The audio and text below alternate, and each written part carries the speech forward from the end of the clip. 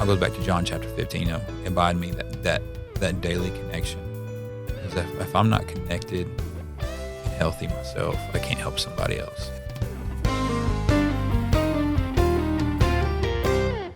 Hey everybody, Doc Brian here, and welcome to Doc Talks. We talk about people's troubles, trials, tribulations, and hopefully triumphs in life. We're in Life Word Studios today in Conway, Arkansas, broadcasting in 171 languages to 127 countries to a listening audience of 2 billion people. You can find all of our content at lifeword.org. Today I have a very special guest with me, Rob Heffley. Rob, thank you so much for being here with us today. I'm excited to be here with you. Yeah, so I'm almost emotional just having you here because you're so special to me, and I think you talked about you taught at CBC for a semester, and you talked about how that wasn't something you traditionally would do. You were doing it as a favor almost, and we met at CBC. You taught a class, and I corrected all of your mistakes. My Aaron's doctrine. Yeah. And so, but God divinely put that together for us to meet there, and you had such an impact on my life. Today, I want to talk about the impact as men that we have on each other, because it seems like in our society, especially men our age, that we have been taught that we pull ourselves up by the bootstraps. We keep going. We don't allow community in because you don't trust anybody. So that's kind of what I want to talk about today, is how the Christian man is able to influence not just other Christian men, but men who are living in the world today. So how have you found in your life the best way to influence other men? Man, just relationship. About 10 years ago, I feel like most men, I was lonely, and I was trying to do my best to be a good dad, good husband, and I was like just failing because I had nobody to talk to, and everybody, you go to church with, you save face with. The same thing with, the people you work with, you got to save face with. So I think usually most men lose their friends after college. Mm-hmm. They're real, and that's the people you're around, or the people you go to church with and people you work with. And you can't tell anybody I'm struggling with today. It's like one of the hardest things. It's lonely. I feel like you're living a lie. And that was one of those things about 10 years ago. I just really started pursuing. I was like, I need just at least one friend, maybe two, just to sit there and be real with me and to do life with me, and not really accountability, but being relationship. Mm-hmm. And I still started searching for that, man. I started going after it, and I feel like a huge part of my personal ministry is searching for those guys, because I feel like several guys I talk to all the time, and is really pointing them towards identity and towards connection to Jesus and to each other. Yeah. I feel like you use the word identity. I feel like a lot of men today just feel like they exist, that there isn't any real purpose for their life. How do you find, it's always said you can find good in any person. Yeah. But how do you find that good and capitalize on it? And I'm evangelistic. I've got friends that are in Tucker Max right now, and I got friends that, are preaching in pulpits. And I really feel like, I pray to have the lens that God sees people. And sometimes it's hard. I mean, that's one of those things that even though, I just try to find whatever it is, that one thing that John Maxwell talks about, relationships one-on-one, find that one thing we have in common and build on it. Because I think most men, you start being curious about them, they've not had that a lot of times. Mm-hmm. Not had anybody actually, questions beyond the, just the surface level stuff. And one of my favorite newer authors is Jamie Winship. He talks about formulate conversations and getting beyond that, and really asking men about identity. And that's one of the things he does to people. He was a cop, and kind of, the things he goes towards people.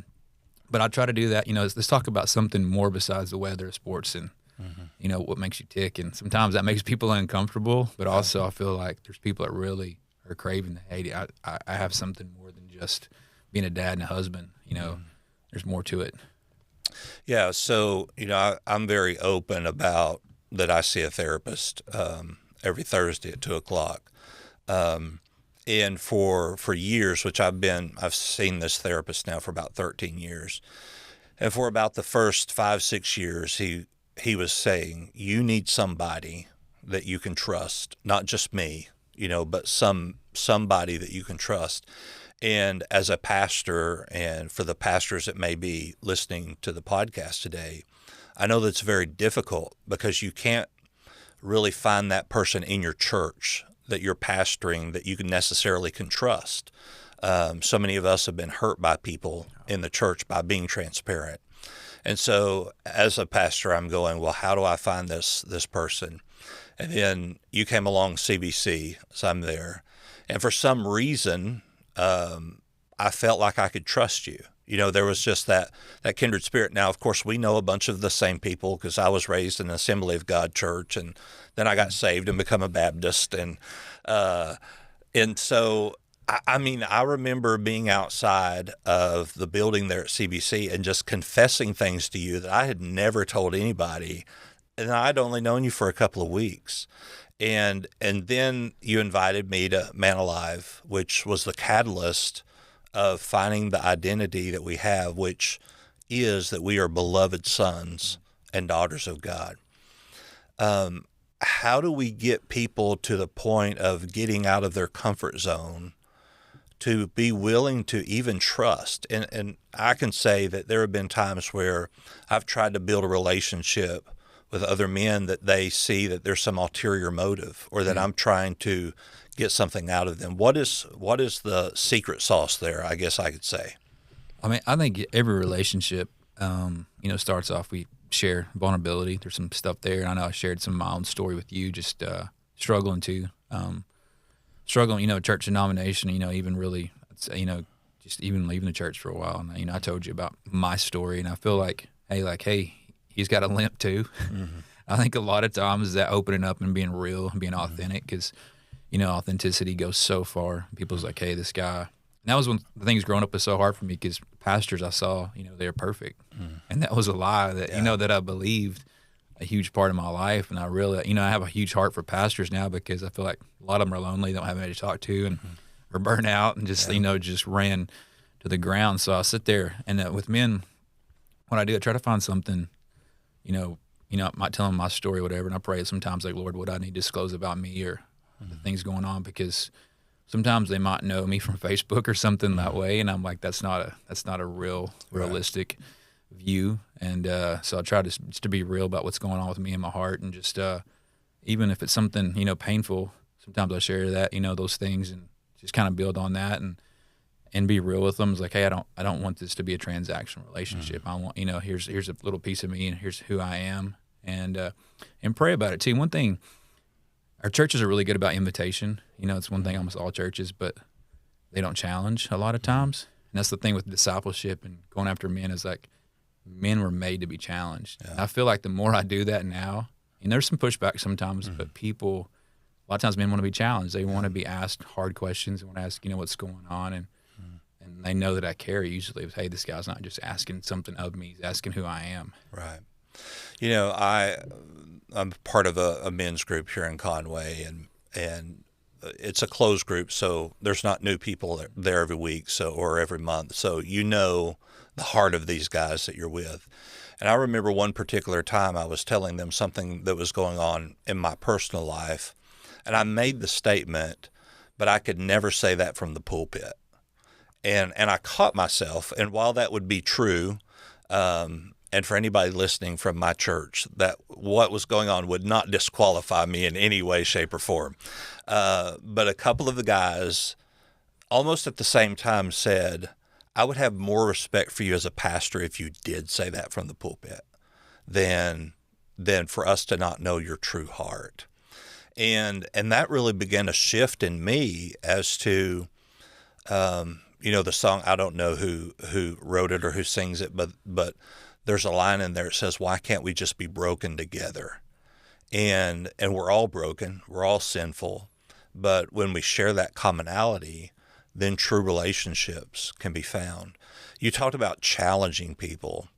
How do we challenge them to be their authentic self? I think most men, I'm saying most, I'm really categorizing, most of them are passive. Mm-hmm. And they've forgotten the dreams. They've forgotten stuff that's been buried. Many of them forgotten the callings that, they've been called as young men to. And I think asking those identity questions, about, what's going on with them, what do they dream about? And I love asking, what brings you joy? And ask, if you could do anything, that question, what would you do? And what happens, a lot of men are like, they're just kind of dead and like, I don't know. I'm like, man, let's start dreaming again. I feel like that's the part, because God, he puts these things in us sometimes and they go dormant. But you see somebody to liven up, that, they start to dream again and start to believe about themselves, and just kind of ask those questions, curious questions about them. Like me and Jessica call it, my wife, we got the term holy curiosity, from some of our friends that do marriage ministry, and just about each other, about people. When you have that curiosity about somebody, I think it builds another bond. It's just like, hey, they're really asking questions about me. They care about me. And, I love to do that and challenge, like, hey, why aren't you doing this? And kind of bully them into it. I remember about 5 or 6 years ago, Dennis Merker was talking about starting a hot dog stand. Me and Ryan's like, do it. And like 2 weeks later, he had a hot dog stand in the middle of COVID out here on the side of the road. And I was like, just, go out there and do it. I mean, God put something in your heart to do this, try it. What else can you do? I mean, what's going to happen? You fail. I mean, you learn, have some experience with it. Yeah. If you would have asked me, 3 or 4 years ago, what brings me joy, I wouldn't know the answer, and you invited me to Man Alive, which was a full weekend of trauma bonding with a bunch of other men from different walks of life, some of them not even saved. And God really revealed to me in that time that not only was it okay to have relationships and to be honest, open, and transparent, but that I was truly loved. And so many times I think even men who are in the church have been so bogged down or beat down that they forget about the Father's love. On Mother's Day, we preach just this wonderful Proverbs 31, perfect woman. But on Father's Day, we browbeat about how the husband is supposed to love and care and have compassion, or so it seems that way. How do we show men the love of the Father?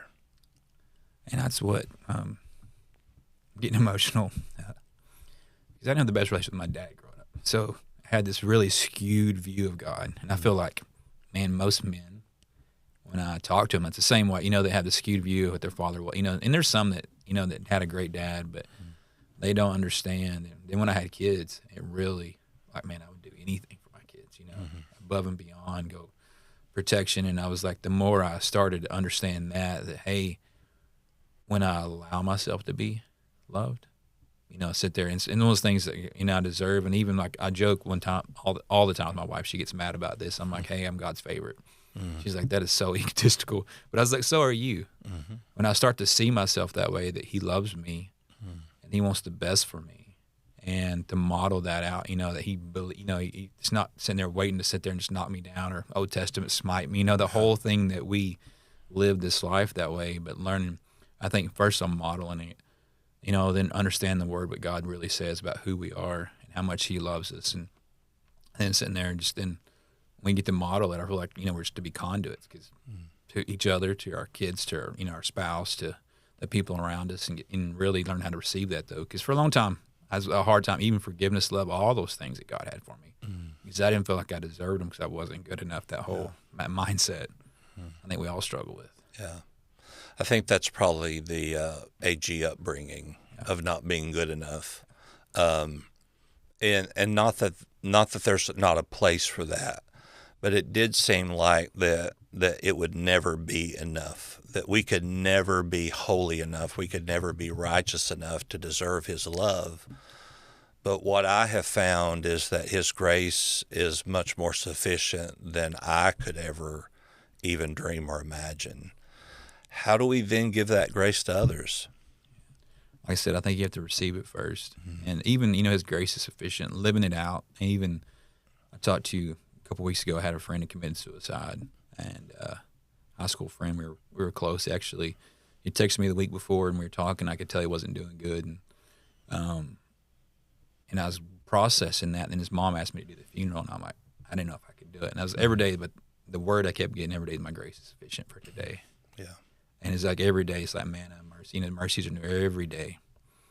And learning that and living that out, walking it out every day. Because, you know, it's like, I make it through the day. Tomorrow, you know, tomorrow's, you know, sit there. And God, he takes care of me. And I was like, he's has for 45 years. And that's where, you know, we have history. So it's easier for me. The older I get, the easier. I was like, hey, God's got this. Yeah. There was a video that was sent to me of this man. It's a real video. This man was sitting out on the porch, and the wife comes out and she says, "What are you doing?" And he has this spool of wire. You may have seen this. And he said, "I'm looking at this spool of wire." And she's like, "Why? Why are you looking?" He said, "I've had this spool of wire for 40 years, and it's almost all been used." And he's having this moment of emotion because he is viewing his life as it's almost over, you know. And she said, "That is the dumbest thing that I've ever heard." You know, and you've got your Falcons hat on, and you know how bad the Falcons are. And I think that as men sometimes, even when we're trying to be transparent to our wives, that there is that miscommunication of what is actually taking place there. So how do we as men bridge that gap? And I think, you know, husband and wife thing, I'd say, you figure that out, you'll be a billionaire. And that's where, you know, with my wife is like, we're huge clarity. And just over that part of it, you know, I'm sitting there just over communicating, and this is how I feel. And even before I leave the house, I go embrace my wife uncomfortably, you know, so she knows I love her. You know, same thing when I get home. There's no question kind of where we stand at. And I think just that communication is like over communicating about where I'm at, how I feel, and even like, hey, this might not be right. And just in my wife, you know, for men's events, for ministry, those things, my wife is a huge proponent because she's seen how it changed me from when I did not do that stuff to when I did it, you know, and also the men too. She's seen the fruit from it. And just watching her last week, you know, she went work kids camp, and I always joke with her, and I was like, you know, because I did it for like 3 years without her. Then she went and took Rainey this last year, kind of swapped off, and just watching her own heart go towards that and towards, you know, even like this weekend, we had a big pool party for our nonprofit. And I was like, she was okay with hosting 90 people in our house and getting demolished. Yeah. And which was awesome though. But you know, she's buying into it too, and she sees my heart, but she also sees the heart of God about how when a man leads his household the right way, when a man is who he fully is, his identity in Christ, and understands that what they can do. And she sees that with my friends, the ones that's, you know, embraced and the things they're doing. Yeah. You know, I don't know about your wife, but my wife has said before, I think it's time for you to go back to Man Alive. You know, because they see the fruit of those things. Yeah. Well, it's like a tune-up. So it's like you need to get tuned up. Yeah. Yeah. You know, you talked about your friend who died of suicide, and you and I both have had mutual friends that have died by suicide. And it seems like, I know statistically, men are dying by suicide more than women nowadays. And I think the biggest aspect of that is they don't have identity. They don't know their purpose. And the one thing that gives them a feeling that there might be something there, maybe it's their marriage or their children or their job, whatever they've put their identity in, they lose it. And then all of a sudden they get to a point of where, you know, it's over. It could never get any better. I've counseled with a lot of people who have attempted suicide, and not one time did any of them say, I wanted to die. It was, there wasn't any other way. How do we make sure that while we are feeding the Father and implanting love into these men's hearts, that we are discerning about where they may be going if they're not completely transparent? I think with relationship, people, like real relationship, it's like I said, it's more accountability. People, they know the tone of your voice, they know your actions. About a month ago, you know, I had gallbladder issues, well, that couple of days I was just not doing well. Yeah. Sitting there mentally, physically, and like my best friend shows up at my house because he knew I'd been in the hospital. I hadn't had surgery or anything, but he shows up at my house with Cokes and Little Debbie's, which I'm like, hey, this is really healthy here. Yeah. But he was like unannounced, like, I'm just checking on you just to make sure. And I think what happens is that I want my friends to be that way. And they don't have to call or text or, like if I was like, hey, they can come to the house and what's going on? Ask the hard questions like, hey, am I tired? I'm sick, Same thing, I ended up having 3 friends either send or come over, which was one of those odd deals that, like, and most of these guys were not your friendly. They were the gruff, scary ones that, gave me everything you should eat when you have gallbladder surgery. But having that in our lives that we need to be able to sit there, I almost say, people say it's intrusive, but I feel like when you're a part of my life, I'm allowing you to speak truth and just to call me out. And I want that in my life. I don't want to live a life that's hidden. Yeah. And where people can speak life and speak truth to me. And I might get mad at the moment, but I feel like, hey, I know you love me. Yeah. And I know that's right now it's one of those things. It's not PC or people like to do that stuff, but I want my friends that's like, hey, speak life to me. And the hard stuff too. Yeah. I know several weeks ago on a Sunday morning I was getting dressed, and as a pastor, Sunday mornings are the worst time, for somebody to reach out. But one of our mutual friends from Man Alive, he texted me, and it was an encouraging text, but I could tell, not that there's a tone in text, but by the verbiage he was using, that something wasn't right. And so I just immediately called him because I knew this wasn't a conversation I needed to have by text. And sure enough, his life was falling apart. Something had happened that morning. And I think that a lot of times we need to fall back on the discernment of the Holy Spirit of what's going on. How important is it to us and to our friends and our family that when we get that little nudge, that we act immediately? I'm a huge person. I mean, I text, call, and I feel like, in the mornings, almost every morning I usually try to read and pray. I'll have somebody. Today there was a guy that I met 6 years ago at a conference. I just texted him a cover, actually, the book I got from the conference, like, hey, I'm praying for you this month. And just those things, and call, and even go see him too. I feel like that nudge, discernment's like one of those things that some people don't follow. And I always, in the questions I try to ask myself every day is, Jesus, what are you highlighting today in my life? Who are you highlighting in my life? Who do I need to see? Because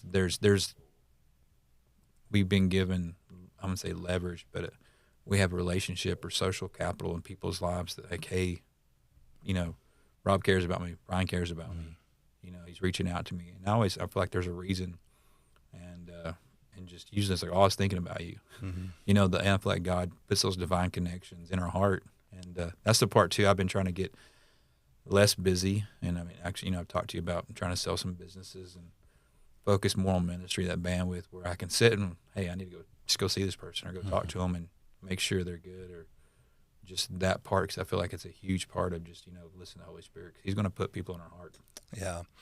I think, though, that when we put our identity in what we do and not who we are, that sometimes it's difficult for us to make that bandwidth when we feel that nudge. And when which it's a false identity, when our identity is in what we do.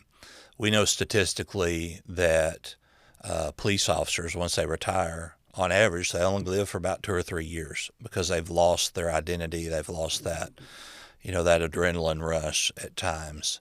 And even within the military community, all they've known is military all their life, and then they retire and they're civilian and they've lost their identity of who they were.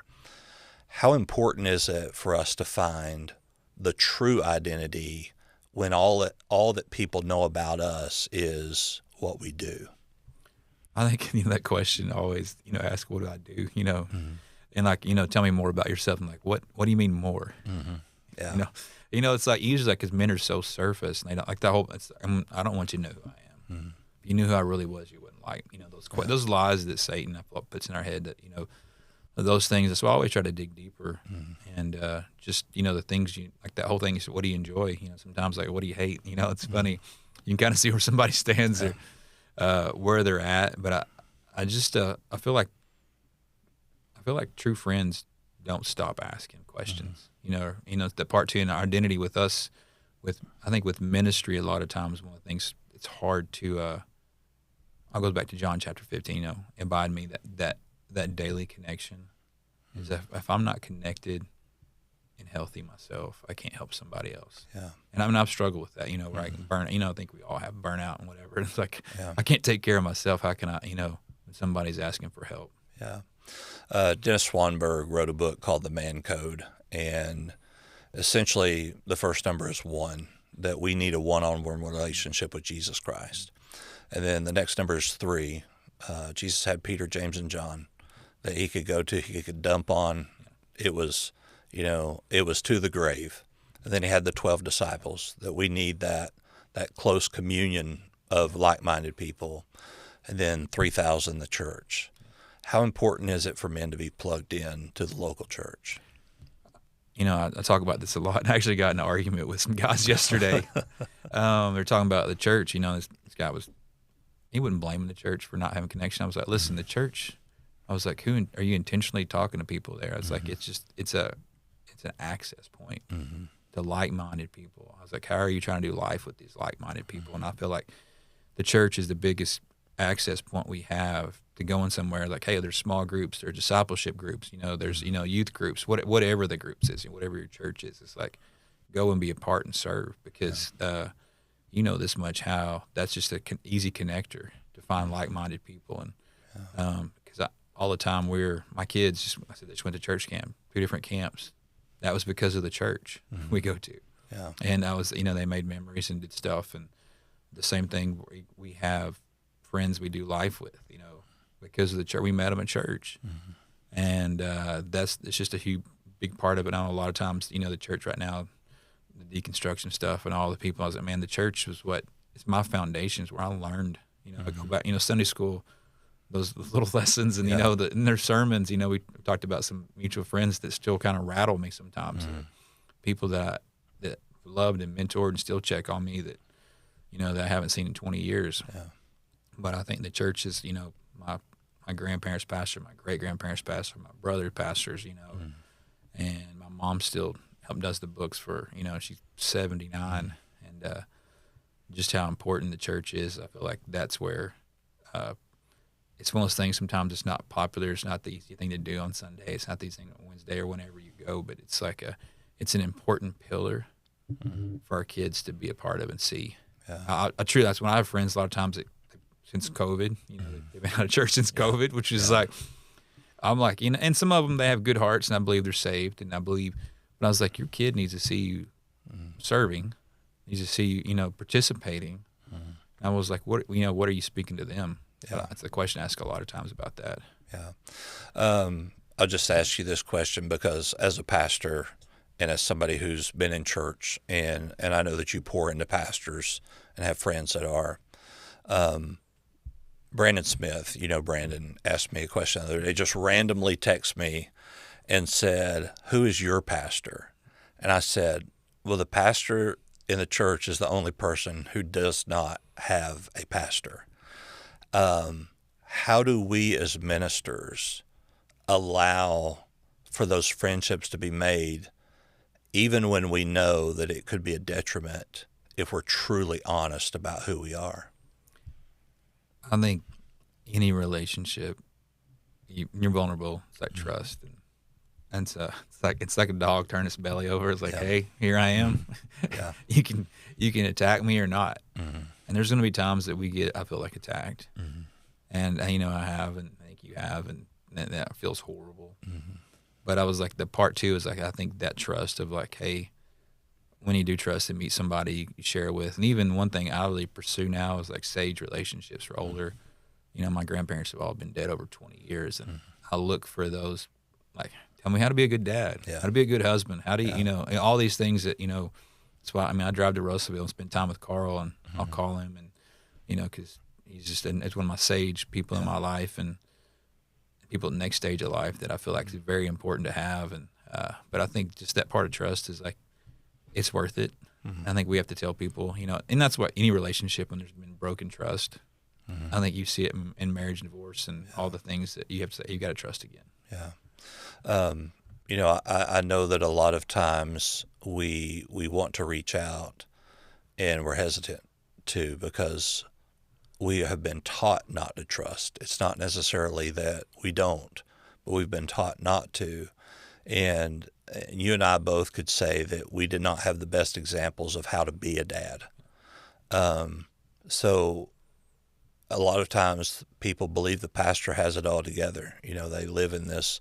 I remember growing up, and you probably didn't, Dobie Williams was my pastor for years.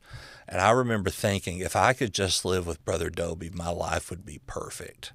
And now as a pastor, I'm going, I sure hope none of the kids at church think that about me. They probably do. Yeah, which is scary, just really scary. How do we get past the point of that almost unwritten mandate that we're not supposed to trust?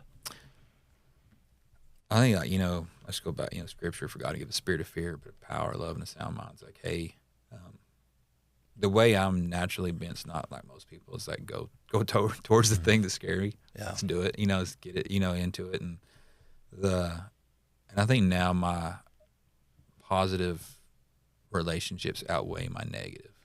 And for sometimes it didn't, but I also see the people that I want to be like, that I want to be around, that are, the husbands that, hey, I want to spend time with you, and the people that I've pursued in those friendships of like, I'm like, they're way better, they're not. And even I'm like around healthier people too. I mean, I have some friends that are, God bless their soul, need help, but I'm around people. I feel like they're living in a healthier life. And even like last night we're talking about finances. That's kind of tell you about my year. It's probably the worst year financially I had business wise, but I was like, trust the Lord, and he's got it. I'm not worried about it. Yeah. I know without my men's group, when I talk to them about issues in the church, they have volunteered more than once for them to all come be rebaptized to join the church just to make sure that I'm taken care of. And I'm like, I don't think that can happen, but I appreciate the offer. That's where, you want your friends to protect. I mean, that's the whole thing about protection. I was like, protect my friends. And that's the part too. I want to love on them. And pastors, man, I think it's the hardest job in the world right now, because there's this these expectations that pastors have of how to live your life, what you need to do 24/7, doctor, healer, all the things, counselor. It's not realistic. And that's why I always joke, pastors like, hey, if you come hang out with me anytime, go where, do something, get away, because it's just not an easy thing. And people, I think on the other end of that, they don't want to serve. It's like the people that ask for the most are usually doing the least, and they're not, it's like they're just that part of it. And I pray for y'all often. Yeah. We're almost out of time, but I just wanted to mention one more thing and get your viewpoint here. For many years, I've known that I've been loved. On March the 31st of 2023, a tornado wiped our church out. And you were the first one that called me. I called a lot of people, but you were the first one that called me and said, what's the plan? How do we get everything cleaned up? Because you have church on Sunday. And I'm going, I'm just in oblivion of that. I even have church in 2 days. How is that? I don't have a place to have church. And you just kind of took the reins and said, okay, here's what we're going to do. And then the very next morning you showed up, and there was at least 100 people there that just went in. And so I say that I know that I was loved before that. But on that day, I knew for sure that I was loved just because somebody showed up. How important is it for us to show up? Oh, I'm emotional. I'm sorry. Remember that morning I got there, I was like I think I was the first person there, and just walking around praying, and just because I know you're overwhelmed. I mean, I was overwhelmed after I got there, so glad you're okay, because if you guys don't know, I mean, it was like I've been seeing a lot of tornadoes around Valonia here, Maumelle, and that one just it was devastating, and I know that's your livelihood, but also like, hey, this is all your heart and seeing, the hymnals and the sanctuary. And I know that's stuff, but to me, I'm saying I have memories and emotions. Yeah. I'm sitting there thinking about how, but I don't know why I'm so emotional, but I was glad I was able to.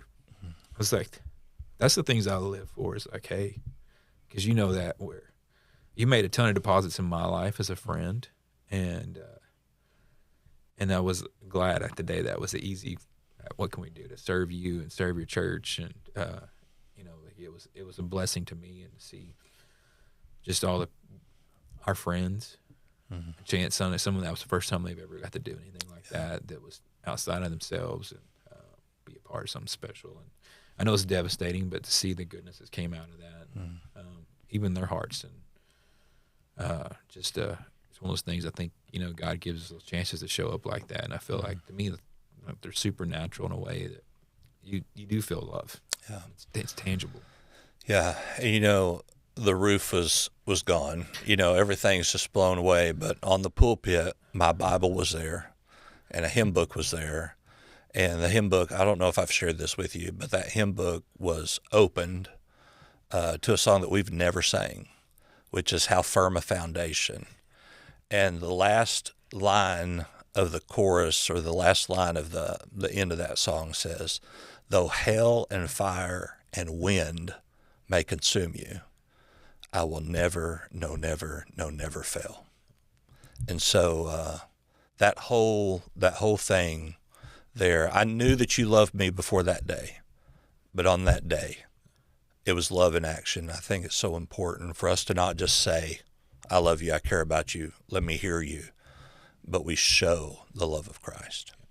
Well, thank you for being here with us today, and I love you. Love you too.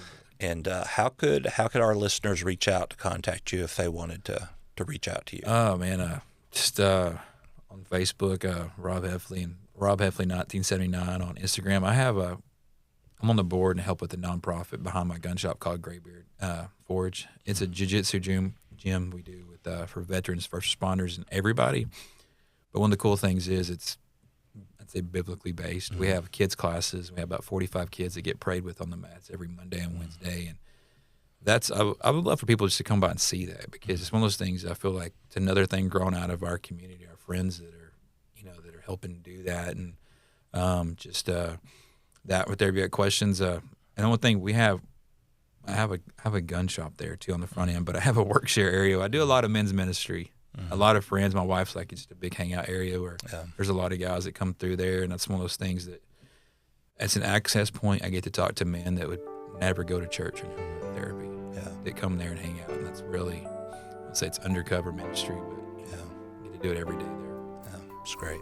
Of course, I'm Doc Brian. You can find me at the Doc Brian, and again, we're LifeWord here. You can find all of our content at lifeword.org. Thank you so much for joining us today, and we'll see you soon. Goodbye.